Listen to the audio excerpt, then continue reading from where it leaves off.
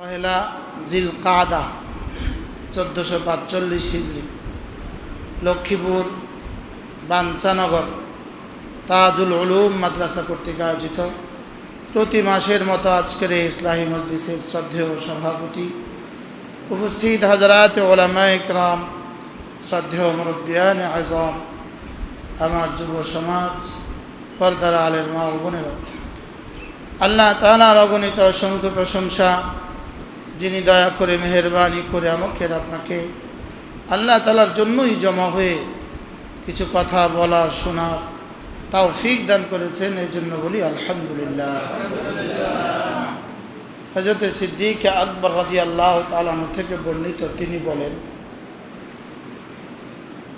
আইজ্জুদ দুনিয়া বিল মাল ওয়া আইজ্জুল আখিরাহ বিল আমাল।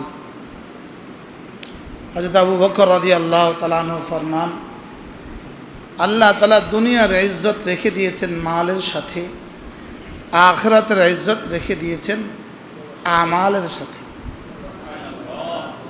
মালুন এর আগে যদি হামজা আইন জবর আ লাগায় দেয় হয়ে যায় আমালুন।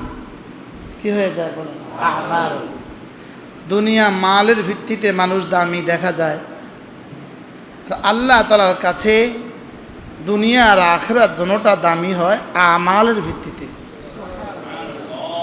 মানুষের দৃষ্টিতে মালের ভিত্তিতে, আল্লাহ তাআলার দৃষ্টিতে আমালের ভিত্তিতে।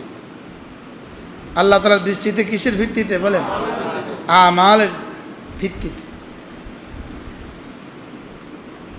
ইমাম হাফেজ ইবনে হাজার আল আসকালানী রাহিমাহুল্লাহু তাআলা তিনি বলেন, আল্লাহ তাআলা যাকে ভালোবাসেন তাকে আল্লাহ তাআলা তিনটা দৌলত নগদ দিয়ে দেন। তিনটা দৌলত কি দিয়ে দেন? নগদ দিয়ে দেন। এক নম্বরে হলো তাকে একটা কলব দিয়ে দেন, একটা দিল দিয়ে দেন, যে দিল ইয়াখশাল্লাহ, আল্লাহ তাআলাকে ভয় করে। দু নম্বর হলো ওয়ালিসানান যাকিরা, আল্লাহ তাআলা তাকে একটা জিহ্বা দিয়ে দেন যেটা আল্লাহ তাআলার জন্য নড়ে। আর তিন নম্বর হলো আল্লাহ তাআলা তাকে কাঁদার মতো দু চোখ দিয়ে দেন। কান্নার মতো কি? দু চোখ দিয়ে দেন। তিনি আরও বলেন, আল্লাহ তাআলা যাকে পছন্দ করেন তাকে তিন যোগ্যতা দিয়ে দেন। এক নম্বর হলো শুকরের মতো একটা জবান দান করেন, সবরের মতো একটা শরীর দান করেন। সুবহানাল্লাহ। সবরের মতো কি দান করেন?